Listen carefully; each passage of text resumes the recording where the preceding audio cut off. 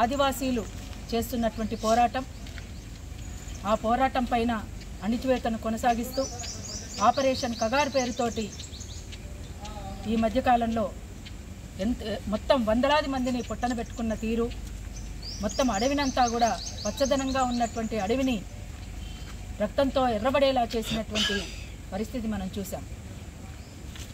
మన దేశ ప్రజలపైన మన దేశ పాలకులే యుద్ధం చేస్తున్న తీరును మనం చూస్తున్నాం.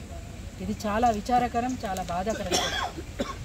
ఈ సందర్భంగా ప్రతి ఒక్కరు కూడా కోరుతున్నది ఏంటంటే, శాంతి చర్చలకు మేము సిద్ధమని చెప్పేసి మావోయిస్టులు ప్రకటించిన తర్వాత కూడా ఏకపక్షంగా కాల్పులు జరిపి మొత్తంగా మావోయిస్టులను ఆదివాసీలను పొట్టన పెట్టుకుంటున్న తీరు రాజ్యం చేస్తుంది. ఇది చాలా తప్పుడు విధానం అనేటువంటిది అందరూ కూడా ప్రశ్నిస్తున్నారు.